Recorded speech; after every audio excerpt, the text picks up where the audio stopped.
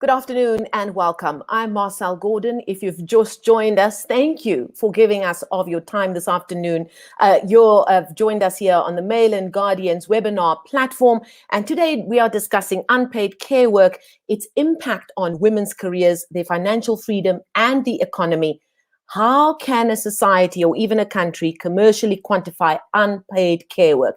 This webinar is brought to you in proud association with the European Union as we come to an end of yet another Women's Month year in South Africa. Now, it was just a year ago that the European Union also brought you a fascinating discussion. At that time, we were just a few months into a hard lockdown and we discussed the impact of COVID-19 on women and their business. And as always, our gracious host from the European Union, one of our panelists today is Her Excellency, the Ambassador, European Union Ambassador to South Africa, Reina Kiyonka, who joins us this afternoon along with our other panelists. Reina, thank you so much for joining us this afternoon. And of course, for putting this very important point of discussion in the spotlight. Why for the European Union is this important? Yeah, hey, thanks, Marcel. Thank you to all the everybody who's tuned in today and to our panelists. It's important not only to the EU but also to South Africa. I mean, both countries, both regions certainly converge fully in our gender policy. We're both working toward this gender equity at home and also abroad, and we're working together at the regional, continental, and global level to make it happen worldwide.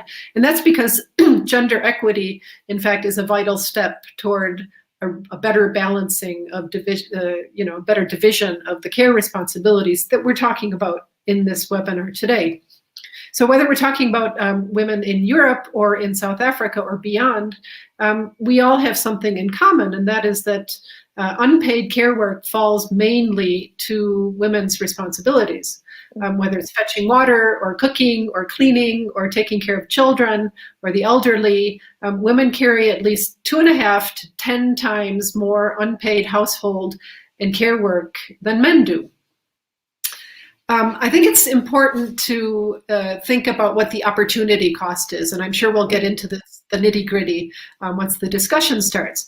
But the fact is that every minute that a woman is spending on unpaid care work represents a minute that she's engaged less in paid labor or in educational, vocational skills, or even on leisure time.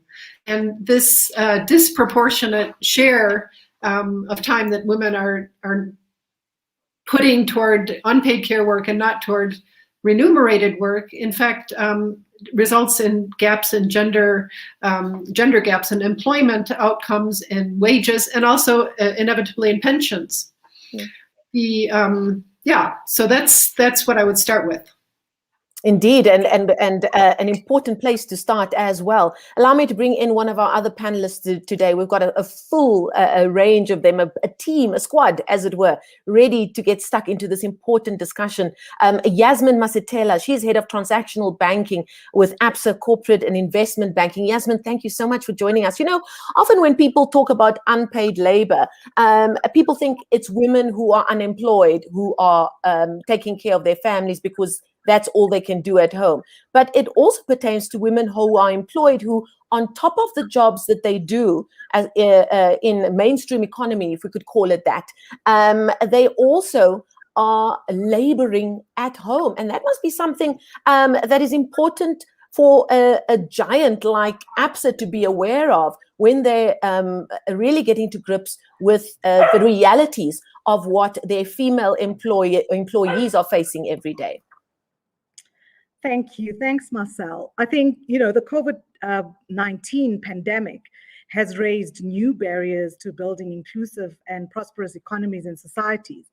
But what it has also done is that pre-existing gender gaps have been amplified, and the crisis asymmetrically emphasized the gap between men and women. And actually, when you think about it, women were at the forefront of managing the pandemic, given that a lot of the healthcare workers and a lot of the workers who were involved in managing the pandemic day to day were women. But I think what we often miss is that the hardest hit sectors by lockdowns and the hardest hit sectors by digitization are the sectors that women are employed in. And if you look at that with a combination of the pressure that we've seen on women providing care in addition to doing their day-to-day work, I think the crisis has halted progress towards gender parity, and several economies and industries will take a lot longer to recover. I think there's a lot of work to do. I think what it has also done is that leaders have had an unprecedented opportunity to build a more resilient gender equal economy. However, I'm not sure that we've all taken up the baton and tried to take advantage of a crisis to ensure that we can bridge those gaps. And if you look at the data that we have from the World Economic Forum, you'll see that globally pay parity gap is at about 68%, and it's a reduction from the 2020 levels of about 0.6%. So I think, we have to do a lot more work as corporate leaders and a lot more work as global citizens to try and bridge that gap, because it has widened and it hasn't taken into consideration that the primary caregivers of the home haven't changed. Yeah. Absolutely. And here we're sitting in 2021 and we're still needing to have that discussion. Allow me to bring in Busi Sibeko. She is an economist and researcher at the Institute for Economic Justice. Busi, thank you so much for joining us. Busi has written a fantastic piece just a couple of months ago, as if she knew she was going to be on this webinar, on the New Frame website, a fantastic portal of content if you have an opportunity. I'm on there every week.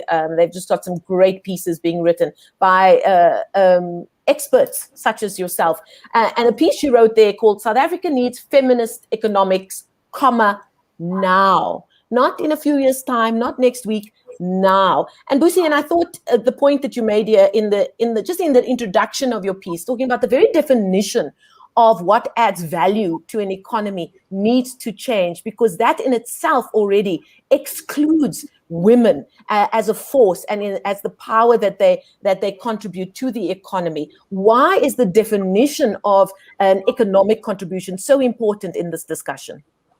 No, thank you for that. And I think it's really, I'm standing on the shoulders of many great feminist economists who've written substantively about this. But to say that we need to understand that economies are basically decisions about how we will produce and how we will socially reproduce, as individuals, as human beings. How do we show up? How does society continue to reproduce itself? And to say that economics has a problem of aggregates and has always assumed gender neutrality.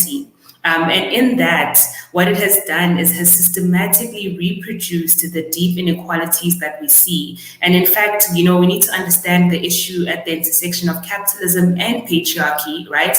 With obviously class dimensions and so forth. But to understand that unpaid care work subsidizes capitalism because it is the work that is done to reproduce a capitalistic society outside of that institution of capitalism. And so even though there's been greater feminization in the labor market, but understanding that in South Africa in particular, we need to understand this as a historical, social, economic process, whereby the Bantustans were a significant component of how care, unpaid care work, was feminized, and towards Black women in particular, who are reproducing not just the Black community and society, but also white community and society. And so we need to rethink, reimagine, and define what do we consider to be the parameters of our economy, because it's not just market-based productivity, it is the social productive work, the productive work in the market, but also the productive work that is undertaken in the household. And I love that the phrase that you use in that piece is called social reproduction, which I think is so telling and so important. And we'll get back to that a little later in our discussion. Also part of our panel is Lindy Dlamini. She is the CEO of the Gender-Based Violence Response Fund. Now, Lindy, thanks so much for joining us this afternoon. You come with 15 years of experience in the financial services world and all of the skills and experience that come with this. And now you find yourself in this very important position, and one which I think will add a very important layer to our discussion today. Gender-based violence particularly during this period of hard lockdown last year and various stages of lockdown throughout this year as well, has really reared its head in a very, very ugly way. If we thought we had a problem with gender-based violence before the COVID pandemic, us having to be locked up with our loved ones, as it were, has really brought out the real ugly side of South African society. And that adds another layer of discussion to our conversation around unpaid labor. What are the realities of women who are having to be at home, it's often not out of choice, to care for their families, to make sure that they are contributing to society in that way, yet at the same time looking over their shoulder because of the scourge of gender-based violence? Thanks, Marcel. I mean, I think the pandemic has really elevated this original pandemic, because gender-based violence and femicide in South Africa is the original pandemic. It's been one that's lived with us. We're a violent society. We're the unsafest country in the world, so the stats say. And so in this period where people have been forced to stay home, there are a number of things that have exacerbated the incidence of gender-based violence and the extent of it on women. The first is the fact that when you're locked up in high-stress situations, we have seen the stats, the incidence of gender-based violence went up. Secondly, as Yasmin said earlier on, the people who were at the forefront of kind of managing both the home outcomes for children, we had to educate children at home now, and still kind of maintain the work life. That responsibility fell largely on women. Thirdly, it is largely women who experience the fallout in terms of job losses and so forth as a result of the pandemic.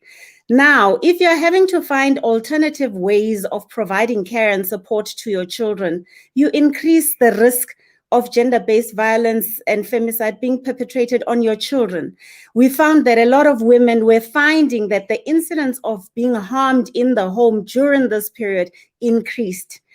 So what was already a pandemic escalated to unacceptable proportions. And we have a scourge that is unacceptable. It stands in the way of a prosperous South Africa where we can all live and enjoy our constitutional freedom. And worse still, it is exacerbated by the lack of economic freedom. Now we're going to go into that in a bit, I expect, Marcel. Indeed, we will. We've got one more panelist to introduce our viewers to, and that is the thorn amongst the roses, or the rose amongst the thorns, depending on how you want to look at it. Anele Siswana is a clinical psychologist, and he joins us, and the only panelist who's on the outside. Thank you so much for bringing us a breath of fresh air, as it were.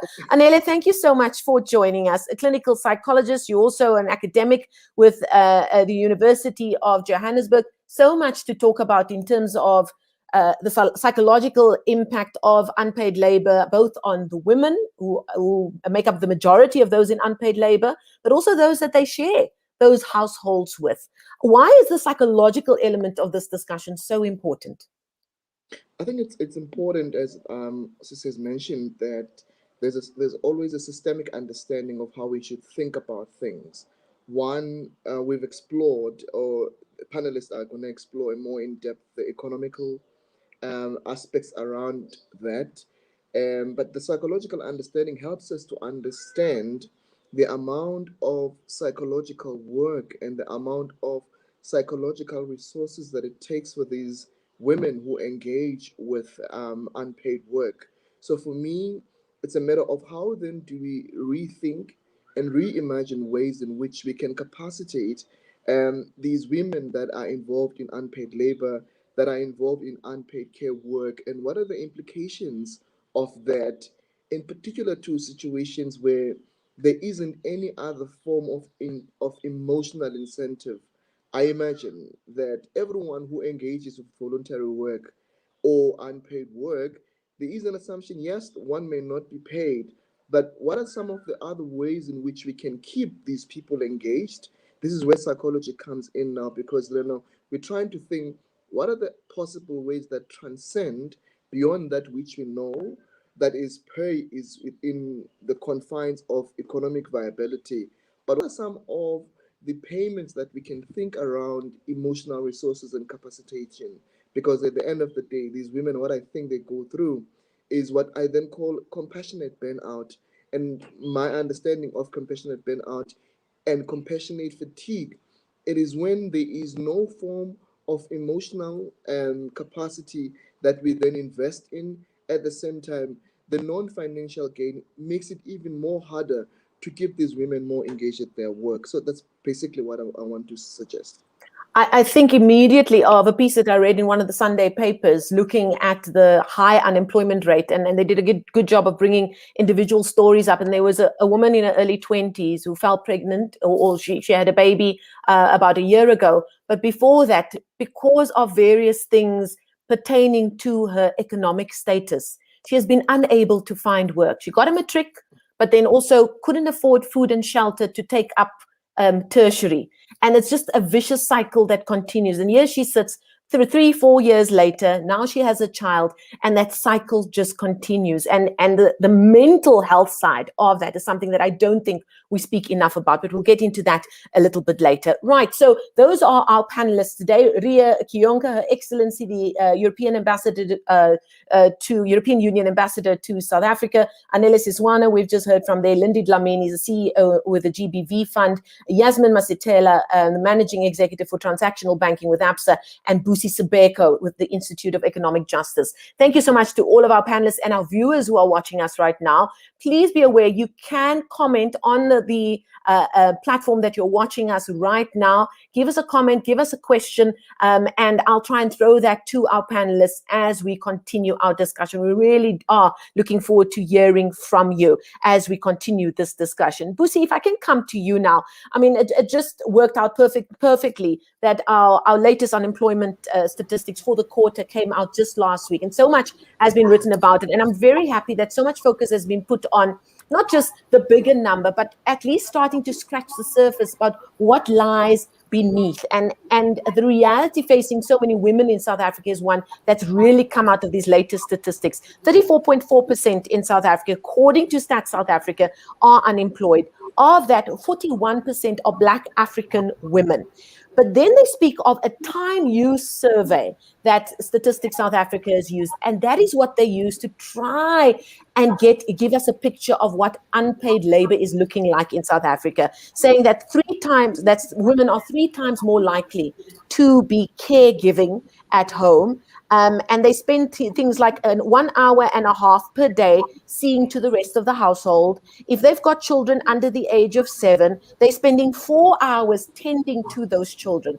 And that probably, going by how these surveys are done, is probably an underreporting of what we're actually dealing with here. How difficult is it to try and put a number to unpaid labor and the value it does give the South African economy?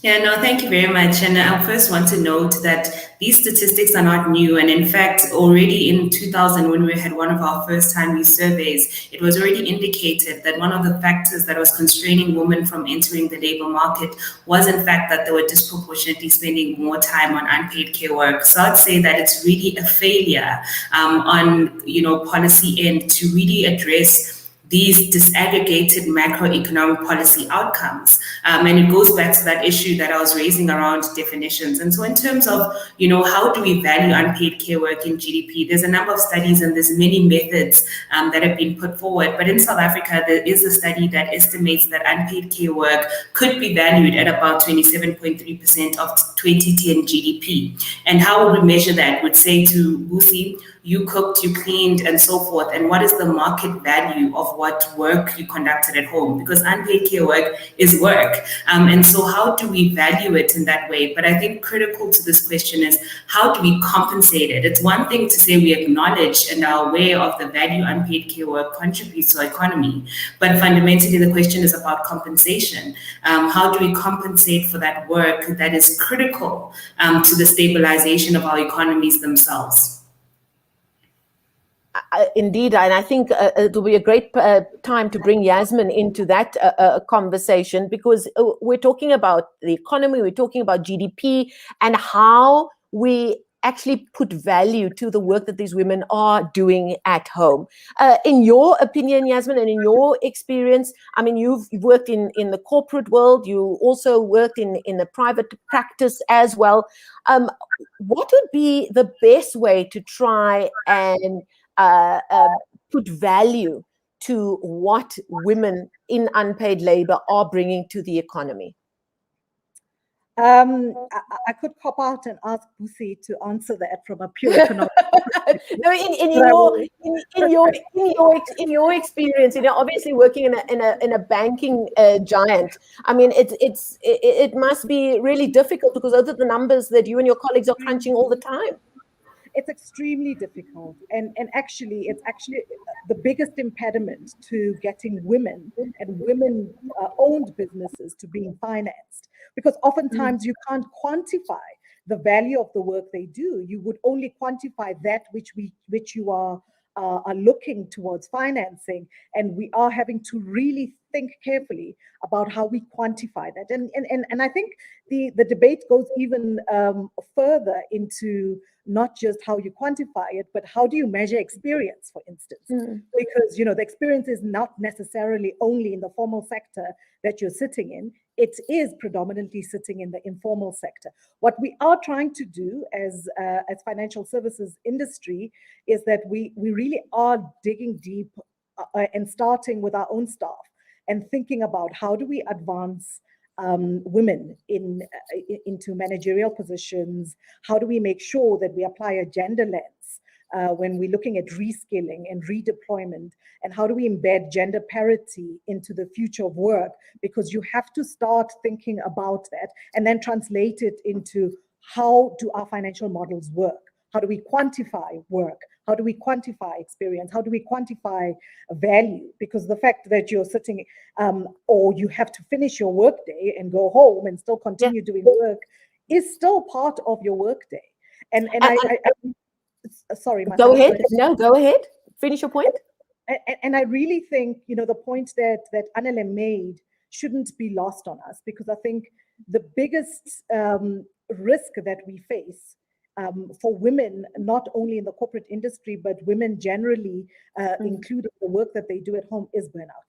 And what we are seeing is a lot of organizations, including our own, really focusing on mental health and mental wellness. It's not something that we had focused on as much pre-COVID, but we're starting to really focus on that, because what we're finding is not that productivity has gone down. It's quite the contrary. Productivity has gone up, but what you're having is people working 12 to 16-hour days, and that in turn affects their own mental health, but also physically. They're unable to cope. And what we are doing is putting in quite strict interventions on how we make sure that we develop things like etiquette, online etiquette, simple things like that you wouldn't think about. Yeah. Because you're working and because you're at home, the assumption is that you're always available. But bear in mind, most women, once you've finished your workday, which, by the way, doesn't actually finish, you have to look to the family, take care of the family. You also have the impact of GBV, as Lindy has mentioned, because the family dynamic does change in that process. And you still find that a lot of your colleagues, because you're readily available, will continue engaging with you until late into the evening. And we're finding that we weren't equipped for that, and we're having to try and think about how we equip ourselves. So it's both internally as an organization as well as externally, in terms of how do we create the space to be able to quantify better from a financial modeling perspective the value of the work that women do, because it's no secret that in South Africa we don't have enough women entrepreneurs, and where we do have them, we can't fund them. And if we can unlock access to financial services for women, I do believe that we might start seeing some of the things we don't readily see, as Busi has mentioned, that are as clearly evident or unclearly evident, because I think there's a lot that we don't see, and there's a lot that we don't even comprehend. Indeed. Lindy, if I could bring you in here on the question of value, we're talking to our panelists in the different fields of expertise about how this labor at home is valued. And I would think that in the dynamics of a household where gender-based violence is perhaps a dark cloud hanging over our household, the value of somebody inside our household is probably pretty key. In that the more traditional sense of a household, if you do have a male and a female in a household, and I was shocked again to hear from Stats South Africa, which says that the majority of children being taken care of in South Africa are being taken care of by single parents, and they're not growing up in homes with both parents in the traditional sense of the term.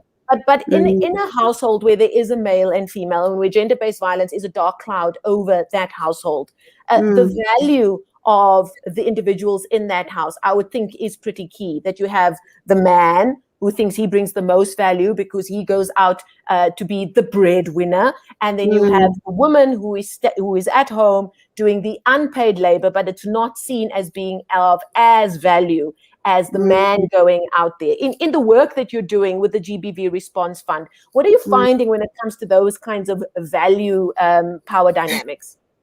Firstly, you know, a lot of women are doing both the care work that is unpaid, and they are in employment, those that are able to get employment. I mean, that's the first thing that is important. Absolutely.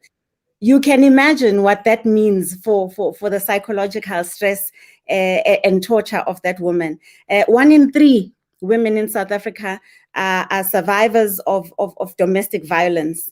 And our femicide rate is 5 times the global average. So you can imagine what that is telling us about the picture and dynamic in our homes.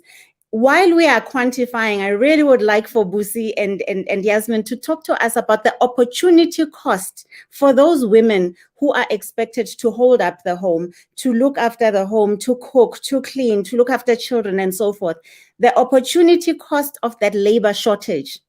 We have a problem even where we have policies that are pro the advancement of women, getting women into the workplace, supporting them to grow and transition in the workplace to the space where they are economically vibrant, they're economically independent, and they have a voice. Because, you know, one of the things that you are pointing to, Marcel, is where you have the stereotypical male breadwinner and female caregiver, that creates a power dynamic and imbalance that gives rise to a lot of women in the home not having a voice. And economic independence, financial independence, and viability really gives you a sense of independence and viability and a voice in your home. And it also means that you don't have to stay in a situation where you are being harmed, where, I mean, the statistics say every 8 hours in South Africa, a woman is killed by her intimate partner. A lot of women stay in those situations because they are financially dependent. Now you have a conundrum of an economy that should be absorbing a lot of women who are fully capable, but they are in unpaid care work, and balancing that with the opportunities that the economy itself needs women to contribute in order to grow. You have this imbalance that is, I think, unforgivable. And I really just want Busi to just say, Busi, can you come in and tell us what this opportunity is? As soon as you called her out, you sent out the bat signal, and she said, "Can I please add something to what Lindy's saying?" Yes. Busi, go ahead. Yes, no, thank you for that. I actually wanted to put 2 questions forward that Lino Salme, who's an African feminist, has put forward. You know, she asks us rather, how might we approach the question of violence as an economic problem, violence as structured by the political economy, and 2, what is it that lends violence, particularly gendered violence, to the workings of the state and market to the political economy? And then the last question, how do we explain the ways in which violence reinforces itself over time, that violence is a historical social problem? And I think those are some of the questions that we really have to deal with deeply, because we do know that, you know, bargaining power is central to violence, right? The violence of the state, of the market, and at the household level. And I'm interested in this question of, how do we understand violence across these sectors? Why is it that sex workers are experiencing a particular kind of economic violence from the state? Why is it that the market is violent towards women, Black women in particular, who are vulnerable in the sector? You know, and gender wage gaps as part of that violence. you know, and Absolutely. that's an income inequality and an opportunity cost as well. So those are sort of the questions I'm interested in this discussion. And Busi, are we any closer to understanding what impact that actually has on the economy in the traditional definition of what we understand the economy value to be? Absolutely. I mean, KPMG released a study a couple of years ago that estimated the cost of GBVF in our economy. And I mean, you can only imagine sitting there as a viewer and so forth, right? The hospital costs, the costs that we can't even quantify, right? The mental health costs. Mental health. Yes, the mental health cost, the psychological cost, and it's also not just that person experiencing the violence, it's also the people in the household. Violence isn't just the one person experiencing and one perpetrator. It is, you know, many people are impacted by this in various ways. And so how to quantify that? I don't think the KPMG study fully does the, you know, things we can't measure, but we can quantify what the, you know, hospital costs, the policing costs, and so forth that are. Yes. Lindy, would you like to come in there? Yes. I'm saying Go the ahead. absenteeism as well, because you can't go to work with a shiner, you will stay until you're well. And then the intergenerational impact and the impact of that intergenerational impact on children, their outcomes, their future, and how violence begets violence. Well, there you go. It gets a self-perpetuating vicious cycle that costs our economy more and more. And then when I just think about the wage gap that is sustained by all of these things, because you are then not dependable, because you have an absenteeism dynamic that is not of your making. People understand you've got COVID, you've got cancer, you're ill. When you have inexplicable illnesses that you can't speak of and can't report on and can't get help on, you now are experiencing the psychological effects of what is going on. You may be using the employee well-being services, but your value in terms of your ability to drive your career, to progress, to be a whole person is diminished by experiencing gender-based violence and living in a situation that sustains that because you have economic hardship. So can you see how these things reinforce one another? Absolutely. Allow me to bring Anele in there. When we're talking about a lot of things. It's very complex, this discussion, but we're going to try our best. We're going to have to have around two, I think. Anele, the sense of value and how that is broken down by things like gender-based violence, by the gender gap, gender pay gap, and then from the power dynamics at home. Where does a woman even start to understand what her value is if she's faced with all of these challenges, of which is a South African reality for so many? You know, myself, part of being a black queer man, it's realizing that as queer as you can be, you still have so much that you benefit from what I call male privilege. And you are in a panel with very strong women who really have a good cause in society. It really makes you wonder as to what are we doing as men in perpetuating this kind of gender inadequacies or gender stereotypes that we have in the workplace, that we have at home. And here, the bigger people who cause part of this bigger problem, men, are not part of this conversation to probably help us understand what are some of the factors that contribute to the ways in which they expect that the same woman who takes care or who does unpaid care work outside still has to be a mother, still has to be a wife, and still has to be an all-round of everything and anything that we're talking about here. But bringing it to the context of where we are today, what I'm hearing from Sisbusi and Lindy's argument is the fact that society does not have a full appreciation of understanding what goes beyond these gender constructs and limits that we have created in society. And indeed, this is a very systemic problem because it is very deeply entrenched in these societal discourses of how we think and do gender. So automatically, those gender constructs, we think and imagine that, again, those who engage with unpaid care work, in particular to women, have the emotional capacity of doing that. And I believe that some of these assumptions are wrong, because how do you have an emotional capacity of engaging with something that is taxing? And I like what Busi mentioned earlier, that there are other ways of engaging with compensation in cases where people cannot be paid. And for me, psychologically, the question is, are there other alternative ways of compensating for emotional taxing? Because we don't have that. As much as we may say there's employee wellness, we may have employee well-being programs, what about those women in the rural areas, in the township, that may not have access to mental health services? I mean, to see private practice psychologists like me, we pay something that is more than 1,000 rands, when the very same 1,300 could be used as a means of income for that person to feed a family. How do we then think of mental health that is accessible? I'm not talking about those who are in the cities. I'm not talking about those who've got access. But how do we engage with unpaid care work, the emotional impact of it for women who may not even know that there's something called employee wellness, who may not even have access to that, who their everyday life is centered around expressions of gender-based violence. It's centered around expression of emotional violence. A lot of these other things, the way we're thinking about it, at the back of my mind, we have an idea of what needs to be done, but my worry is, what about those women who don't even have the capacity of engaging with mental health specialists like me? Gosh, it's such an important, that's a webinar all on its own. Anele, thank you so much. I just want to bring the ambassador in here, Her Excellency Irina Kionka.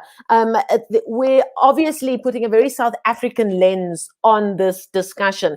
But as with most things, there is the hope that one can learn from other societies in the world. In your experience in Europe, what are the trends in terms of unpaid labor, specifically with an eye on the majority of that being coming from women? What are the trends that you feel like one could learn from in Europe in terms of how unpaid labor is valued there?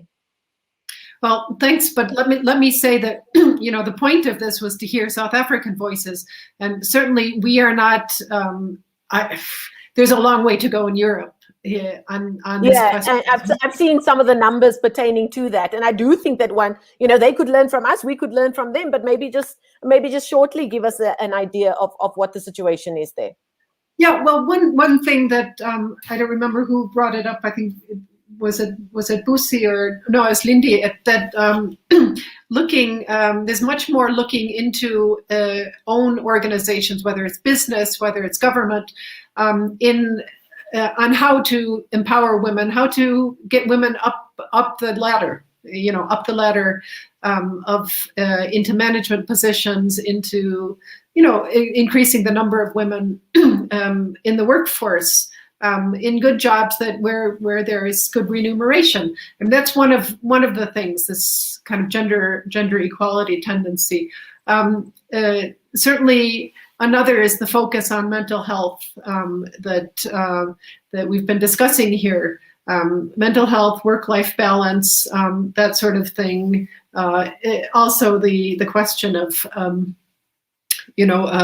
especially during teleworking, making sure that there is some kind of separation between work life and home life. But I think what we have in Europe, in a fairly widespread way, not evenly in all member states, but what we do have is the infrastructure in place to support women who are dealing with a lot of, well, as all women are, unpaid care work. So what would make sense, and what has made sense in Europe, has been to make sure there's affordable and finally available childcare, high quality childcare, as well as care services for the elderly, for those who need more care. And then another thing is, the basic services delivery works in Europe quite well, and that's something that we've tried as a delegation here to focus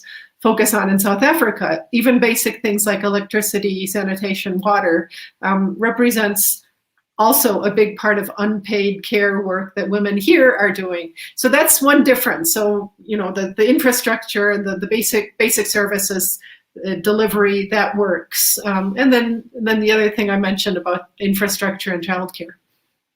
Indeed. Lindy, you have a point you want to bring in there? Yes, thank you.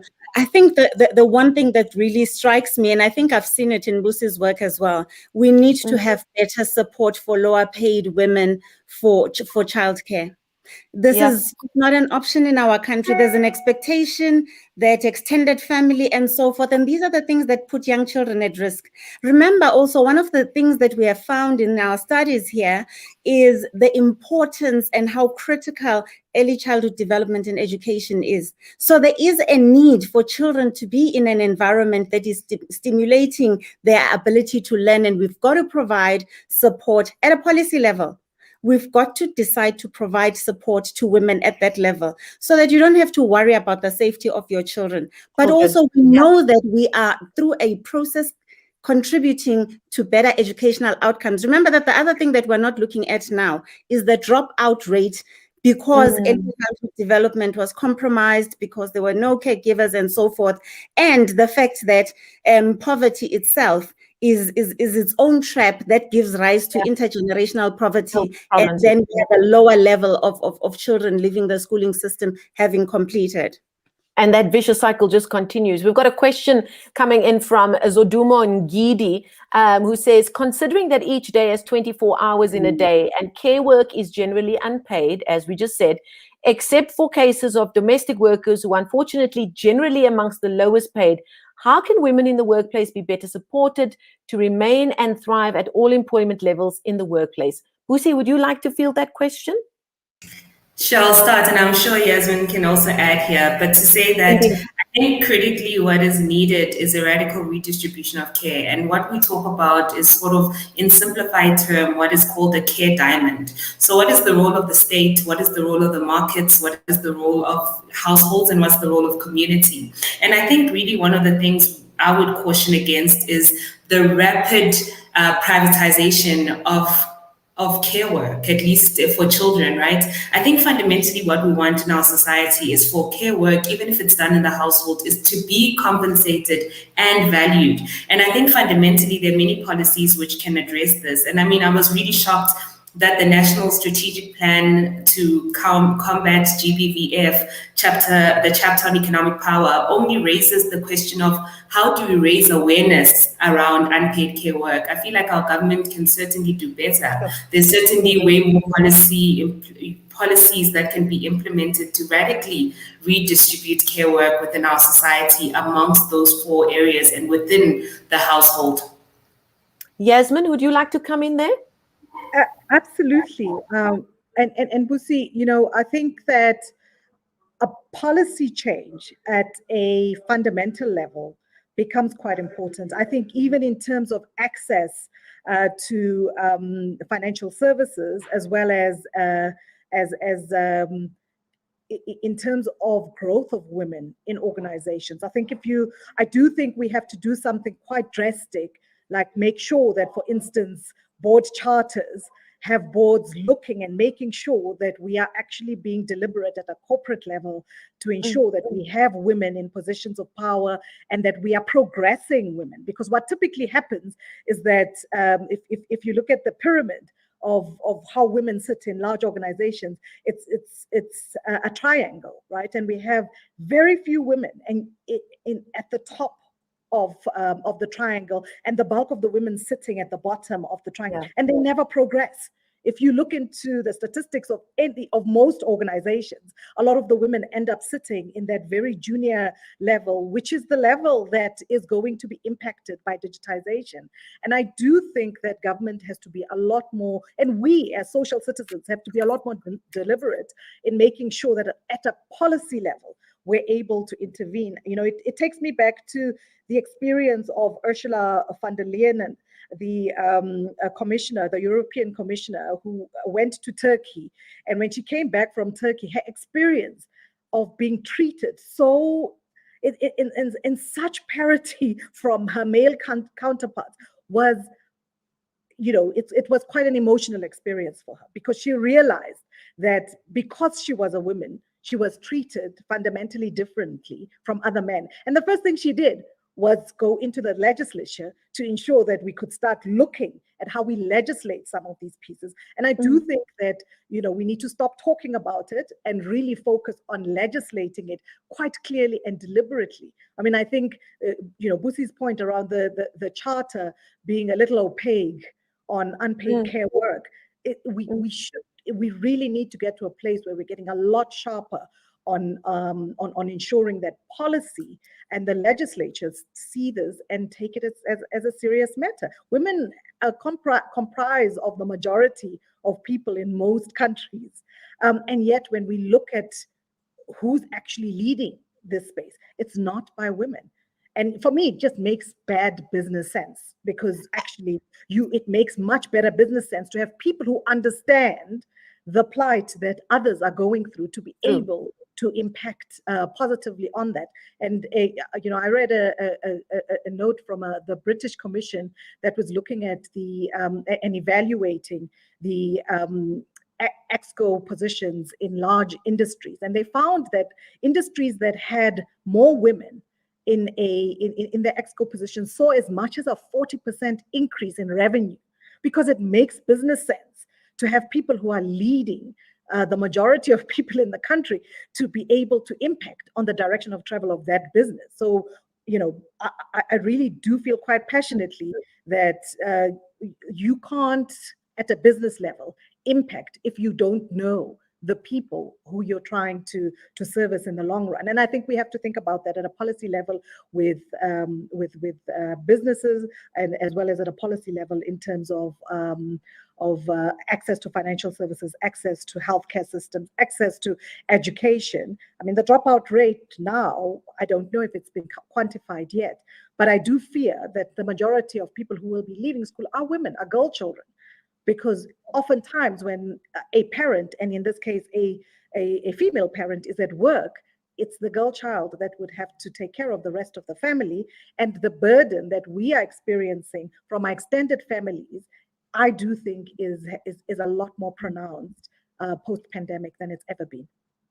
Yasmin, while we're chatting to you, there's a question to you from Fiona Clark, who asked, who pointed out, she said, you say that you cannot finance, or there's not enough finance for women entrepreneurs. What are the shifts we need to see to make financial tools and investment available to women on terms that take into account their double or triple burden of unpaid care? It's a very good question, isn't it? Yeah, I think it is. It is a good question. Look, I do think that the financial services sector has to be pretty deliberate about some of the modeling that they do in terms of funding women entrepreneurs, and because oftentimes, you are impacted or impeded from getting funding, because the way the models work is that they are looking at very traditional models which never took into consideration the change in dynamics of most organizations. So I do think we have to change financial models. I also think that we are going to have to be a little bit more deliberate, not even a little bit, a lot more deliberate as financial sector industry, to ensure that we create funding opportunities for women. And by that, I do mean that, in the same way as we took quite deliberate stances in transformation and in funding triple BEE deals, I think we need to take the same form of deliberate focus in ensuring that it's measured. If it's measured as a triple BEE score, then I think it will be it will force financial institutions to think differently about funding women. And I think, I do think that women empowerment is hidden behind the triple BEE code, because it's not lifted up quite deliberately and strategically. And I do think as a country, as South Africa, we do need to relook at that, because we will just continue in the cycle of having the same man leading the bulk of the businesses and having access to the financial services that's so inaccessible to women. Busi, if I can bring you back in here. I mean, we're talking about policy changes that we need to see. We're talking about big business and what they should be doing, BEE, this, the left, right, and center. But where do we start? Do we need to actually just start at basics with acknowledgement of what unpaid care work actually contributes to the economy? I mean, in the article you wrote in New Frame, you say there that the reduction of women's participation in the economy to their role as workers or consumers is based on a narrow understanding of the economy advanced by mainstream economics. It obscures the extensive activities, the provision of food, shelter, clothing, healthcare, that are actually essential for the everyday reproduction of capital and the labor force. Are we seeing that being acknowledged at grassroots level, even before we start talking about policy level? Yeah, no, that's a very good question. I think certainly people see unpaid care work, and I think obviously the current crisis has brought it more to the fore. But I think fundamentally at the local level, what is needed, at least from municipalities, is really the provisioning of basic services. And, the Excellency has already raised this. I think fundamentally we are living in the context where our government is going to be cutting budgets over the next 3 years, up to the tune of about 300 billion. And we have to take seriously what the repercussions are, therefore, on basic service provisioning. I mean, it is clear in the budget 2021 that our state acknowledges that the cuts to the budget are going to mean that children in no-fee paying schools are going to be disproportionately impacted. Their quality of learning is going to be less so. And I think it is really, if we're concerned about issues of unpaid care work from top down, municipal level all the way up, we have to be concerned about the decisions that are being made at national treasury level and to think, do these make sense? I think the provisioning of basic services is a feminist concern, and we cannot support austerity because fundamentally austerity exacerbates structural inequalities that already exist in the economy. And so, yes, you might save a couple billion rand for the next year or two, but fundamentally you have deepened the structural inequalities, including the burden of care work, for a longer period than the savings are worth. Absolutely. $1 billion here or there when we still haven't seen more than half of the rescue fund of 500 billion rand that was spoken about so highly last year. Lindy and Anele, I want to come to you because we're fast running out of time. We've got so much to discuss, but I really wanted us to spend just a little bit of time on gender role stereotypes and what that brings to this discussion around unpaid care work in the household. If I could start with you, Lindy, what kind of factor does these stereotypes play when we're trying to put an actual value to the work that mainly women do in the household? You know, Marcel, it was, 30 years ago when I was doing my LLB thesis, and I did it on gender role stereotypes and their effect on sex discrimination in the workplace, including gender inequality. And that's the sum total of what we're talking about today. You know, to address some of these things means that we have to come to a different view of what the value of a woman and what a woman does is in society. I think Busi put it well earlier when she said, we must be careful not to undervalue the role that women play. So unpaid care work, that care work is important. It is critical and fundamental to the development of complete human beings and young people. The young people of tomorrow, their mental health, their well-being, their completeness, and our reticence against assigning a value to it and being willing to take responsibility for giving credit for that value. I would say if I look at how corporate benefits from unpaid care work, if I look at how society benefits from unpaid care work, it reinforces one another.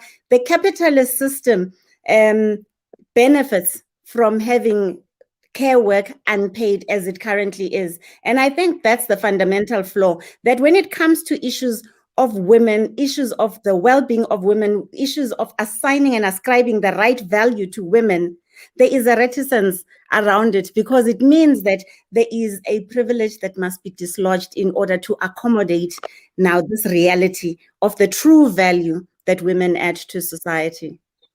Anele, if I could bring you in here, and I want to add a layer to this discussion around gender stereotypes in this broader topic, but also how important it is, because how do we not end up having to continue to have this discussion? And we can only do that if we break the cycle, if we break the example that's being set to our girls and boys at home. Girls seeing that, oh, mommy is expected to do all of this work after she's finished work, or a daddy comes home from work and he sits and continues with his emails while mommy is making food and finishing the laundry and doing all that. And that is what I'm going to do when I grow up and become a man in society. How do we break the cycle? I think for me, it goes around what I call it a reconfiguration of alternative forms of gender constructs. What do I mean by that? Again, I have been engaging a lot with the concept of positive masculinity or embodied masculinities that give us alternative ways of how we as men we can engage in society. And in that way, I think if we have alternative forms of how we do gender, it then goes as far as back as what you are saying, that how do we then create spaces where the roles that we have at home are not given gender, because it becomes that gender then creates problems. Again, it's very clear that unpaid work is disproportionate in terms of what women every day have to go through in terms of whatever that they go through. At the end of it all, at the center of it all, it's centered around gender roles and gender constructs with certain assumptions that which we believe, and that some of these assumptions have been inculcated by culture, have been inculcated by some traditions. If we can then reconfigure and rethink how culture and traditions can be essential in the ways in which we think about gender roles, obviously, with certain cultural norms and values and how we've been doing things are very old and entrenched. And again, they operate with a very old system of how things were. If we then rethink of how do we decolonize unpaid work, how do we reconfigure alternative ways of how we can think about gender-based violence that is not entirely centered around one gender. Obviously, the reason why we center it around one gender, that gender creates problems, because those problems are part in the package of what I call compulsory heteronormativity, that which also then cultivates the culture of patriarchy, that cultivates the culture that men somehow inherently feel they can control economy, they can control ways in which we do finances, and they can control even means of how we function in the world. And so for me, alternative ways of reimagining gender and how we do gender from a very young age is quite warranted.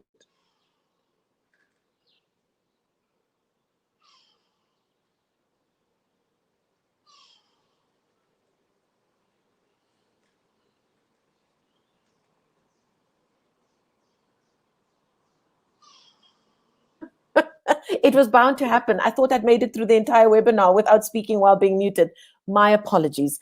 We're going to leave it on that note. Busi, thank you for pointing that out to me. Unpaid care work, its impact on women's careers, their financial freedom, and the economy. This is the webinar you've been watching on the Mail and Guardian website in kind association with the European Union. This is such an important discussion. We really could have gone on for hours. I'd like to thank our range of excellent panelists in different fields of expertise. Her Excellency, the Ambassador, European Ambassador to South Africa, Riena Kionka.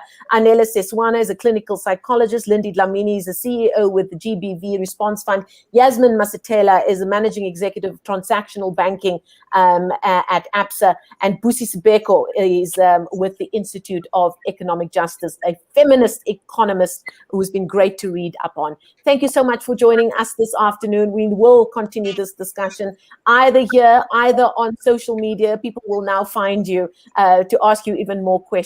We thank you for your time this afternoon. Please take care out there, and let's help make the world a better place, because we all need it right now. Goodbye.